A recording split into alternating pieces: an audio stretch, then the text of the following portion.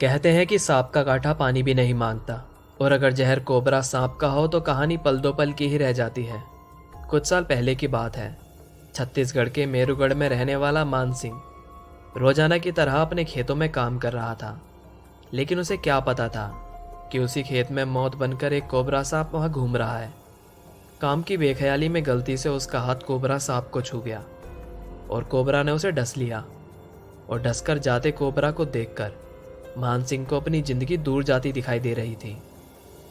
तो गांव वाले मान सिंह को लेकर किसी अस्पताल की ओर ना जाकर उसे पास के ही केथा गांव में बने बिरतिया बाबा के मंदिर श्री बिरतिया बाबा टेम्पल की ओर लेकर चल दिए। इस विज्ञान के युग में कैसे सर्पदंश वाले व्यक्ति को एक मंदिर में लाया गया, मंदिर में कैसे कोई मरता हुआ इंसान जहर से बच सकता है, कौन है ये बिरतिया बाबा। आज से 100 साल पहले केथा गांव में एक किसान रहता था जिसका नाम बिरतिया था। एक रात बिरतिया के सपने में एक सांप आया और उसने बिरतिया से मदद की गुहार की। सांप ने उसे पास के खेत में आकर उसके गले में फंसे हड्डी के टुकड़े को निकालने को कहा। तो घबराकर बिरतिया नींद से उठकर बैठ गया और उसे कुछ भी समझ नहीं आया कि ये कोई सपना था या हकीकत। फिर उसके कदम खेत की ओर चल दिए और वहां बिरतिया ने दर्द से तड़पते सांप को देखा। तो बिरतिया ने उस सांप के गले से उस हड्डी के टुकड़े को निकाल दिया और उस सांप को उसके दर्द से मुक्ति दिलाई।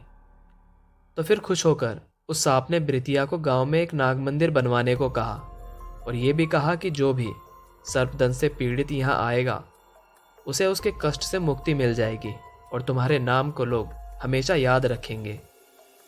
और सब कुछ वैसा ही हुआ और केथा गांव का ये नाग मंदिर बिरतिया बाबा की जय जयकार से गूंजता है।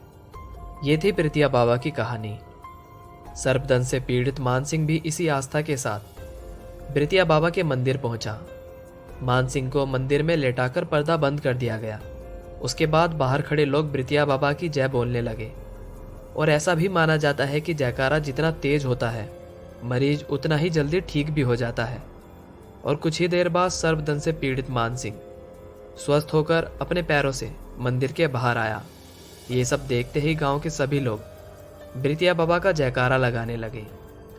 ये ना तो कोई कहानी है और ना ही कोई अंधविश्वास का पुलिंदा। अगर आप भी उस गांव में जाएंगे तो आपको पुजारी से यहाँ स्वस्थ होकर जाने वाले लोगों का चिट्ठा एक कॉपी में मिल जाएगा। दूर दूर से सांप बिच्छू के कांटे लोग यहाँ पर आते हैं और मंदिर की भभूत खाने से वो स्वस्थ हो जाते हैं। यहाँ पर एक साल में 900 से भी ज़्यादा ऐसे केस आते हैं, लेकिन एक भी इंसान की मौत यहाँ पर दर्ज नहीं है। न केवल इंसान बल्कि सांप बिच्छू के कांटे जानवरों को भी यहाँ लाया जाता है। यहाँ तक कि इस गांव के स्थानीय डॉक्टर भी इस चमत्कार को देखकर हैरान हो जाते हैं। अब ये कोई दैवीय चमत्कार है या मनोविज्ञान का सच, इससे आगे कोई कुछ नहीं जान पाया।